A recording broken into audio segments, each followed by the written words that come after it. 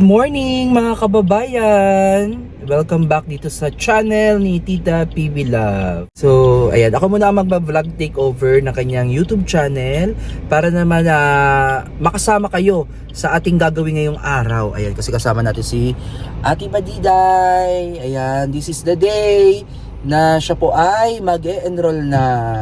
Kaya yun mga kababayan, samahan nyo kami sa aming pagbiyahe. Kasama ko din si Kuya Wansho. Hello! Excited na si Ate Badiday ata eh. Excited ka, Ate Badiday? Excited po.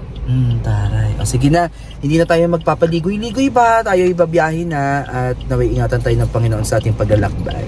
Bye-bye! See you later!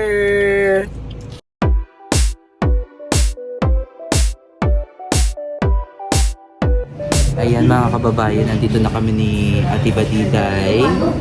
At medyo maraming estudyante ngayon. Ayun. Okay ka lang, Ate Badiday? Okay lang. Ready ka na? Ready. Okay mga kababayan, nakuha na ni Ate Badiday yung kanyang mga subjects. Medyo marami-rami to, Ate Badiday. 30 units. 30 units. No, kaya? Kaya po. Na-excited ako pero parang kinabahan. Kasi, Bakit? kasi first time kong magkahit. First time ko pang magkahit. Baka hindi ko makayanan. Pero at least lang ako posigido ako mag-aaral. Kinabahan ka dahil medyo malaki yung school, gano'n? Opo, kasi pero kayanin ko naman yun po. Sa una lang yan? Opo. Ano yan? Mix emotion. Opo. Excited, tapos kinabahan. Parang okay lang sa akin. Sa una lang yan kasi wala ka pang mga ngapa ka ba? Wala ka pang kaibigan. Opo. Siyempre first time eh. Pero siyempre first year naman kayong lahat. Opo, Lahat kayo hindi magkakakilala. Opo. Not unless Yan. magkapatid, magpinsan, magkapitbahay, magkaibigan. Opo. Pero meron ka magiging kaibigan. So good luck, Ate Badiday. Opo. Salamat po. At hangad namin na ikaw ay magtagumpay sa buhay. Kasi din kami, thankful kami kasi isa kami sa mga naging parte ng journey mo.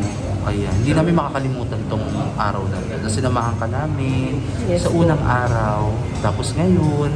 Opo. Let's go na, Ate Badiday. At kami lang dito tao sa classroom. So let's go na at dadali na natin to doon. Tapos punta tayo papapirma tayo sa dean. Then bayad. Tapos balik ulit tayo sa registrar. Yes. Okay, let's go! Ay, ang bait naman ni Ma'am Rona. Oo, siya yung nag-asikaso sa atin. At si Sir.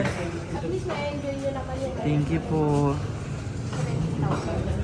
17,000. Ayan. Si Ma'am Rona pala ay isang follower. Diba? Pinapanood niya daw si Ate Badiday lagi.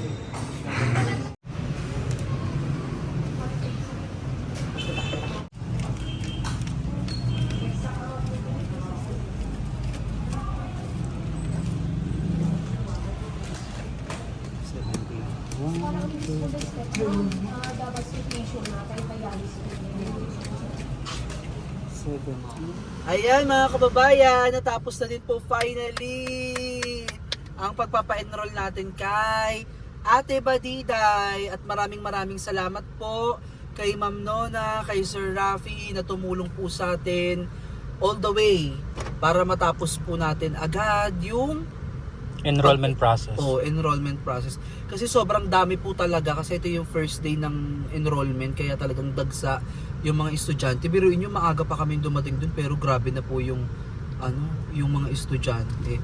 So thankful kami kasi ang bilis ng proseso mga kababayan at grabe si Ate Badiday sabi fully paid daw sa fully paid kasi may isang hindi ko nakuha yung pangalan ni Sir sabi niya. Teacher. Yung teacher sabi kasi parang next step ganyan. Siya magkano parang tinanong ata magkano yung down. Sabi ni Ma'am Nana fully paid. Tapos sabi nung teacher, sabi niya go na. Sabi lang sa akin ni Ma'am Nona, ang mga gagastusin lang daw dyan yung mga books, yung mga gagamitin nila. So titignan natin kung ano yung mga reference na bibili natin na libro.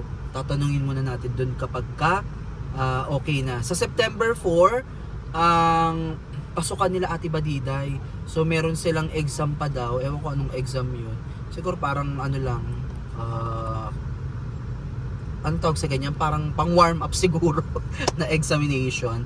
At good luck Ate Badiday kasi kinabahan siya kanina. hindi siya nakasagot ng, siguro ba parang gumanon muna siya. Na-shock siya, pero nasagot niya naman. Nasagot naman ni Ate Badiday. Na-shock lang siya sa pang Miss Universe na ano, na question. Kasi ang tanong kasi sa kanya, bakit karapat dapat kang tanggapin bilang isang nurse? Ay, Opo. tama. Hindi mo ko tinawag, sabi niyo, dapat sinabi mong, I need an interpreter, Oh, gano'n. sabi mo dapat, I need an interpreter. Eh, kaso yun, sinabi ko wag siyang kabahan. Tapos, Kasi kabahan talaga. kinabahan siya kasi hindi naman namin ina-expect na may May ganyan. may ganon. Interview for sure. Yes. Biglaan talaga. Tapos, sabi sa kanya, bigyan mo ako ng 3 katangian na meron ka na bilang bilang isang nurse, ganon. Tapos, isip-isip si Ate Badiday. Gumagan niya sa Ate Badiday. Oh my God, nahiya po ako. Gumaganon siya. Tapos, biglang pumasok na siguro yung sagot sa isip niya. Sabi niya, I am confidently beautiful with the heart. Hindi, joke lang. Hindi nasagot niya. Tapos sabi sa kanya ni Madam, sabi niya, wow, sabi niya ng ganun. Kasi, kaya tinatanong siya kasi tinitignan kung ready ba talaga siya dun sa kursong kinuha niya. Kasi bilang isang nurse, syempre kailangan maging effective nurse ka. Hindi ka pwedeng yung mahiyain kasi ikaw ay nakikipag-interact sa mga mga pasyente, sa tao. So you need to be parang brainy. Hindi naman brainy, parang maalam, gano'n. Sabi nga ni kung maalam daw yung pasyente, dapat mas maalam ka. Kung marunong, mas marunong ka dapat. At kung makulit yung pasyente mo, mas makulit ka. So dapat ganun daw. Kaya tinanong si Ate Badiday kung ano ka. Sabi pa sa kanya, 'di ba? Paano kita magugustuhan, no? Parang tinanong siya ng gano'n na paano kita magugustuhan. Tapos ayun, sinagot niya at awa naman ng Diyos, 'di ba? So yun, yung kaba talaga, yan yung magpapahamak sa atin. Kaya kapag relax lang Ate Badiday. Kasi kapag ka ikaw ay kinabahan, mame-mental block ka niyan. Parang hindi ka na makaisip. Oo, yes, totoo Grabe. yun. Kaya kailangan kapag nandun ka parang kalma lang, as long as alam mong dalhin yung sarili mo at wala ka naman tinatago, wala ka namang, di ba, nag-i-enroll ka lang naman, gusto mong matuto. Normal yun yung maging bago, pero yun nga, wag kang kabahan ha. Normal yung kabahan, pero bawas-bawasan natin ng kakakape. Yan kasi, ang daming kinapi kanina. So, ayun, nakakatawa lang na experience ito mga kababayan kasi masarap sa aming pakiramdam, natutuwa ang aming mga puso kasi isa kami sa mga nakasama ni Ate Badiday sa kanyang journey. At sana, ayun lang, magtagumpay si Ate Badiday kasi pag nagtagumpay si Ate Badiday, nagtagumpay si Tita PB Love, nagtagumpay si Sir Paul at ang team. Yung tagumpay ni Ate Badiday, tagumpay ng mga scholar natin ay tagumpay din ng ating team. Kaya sana lahat ibigay na natin Ate Badiday, no? Yung best natin.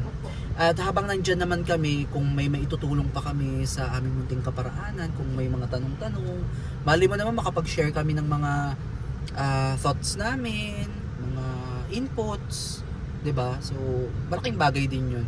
So, wag ka mahihiyang magtanong, andito kami, andito sila Sir Paul, sila Tita PB Love. Lalo na si Tita PB Love kasi ano 'yan, mas maalam sila sa medical terms, mga ganyan.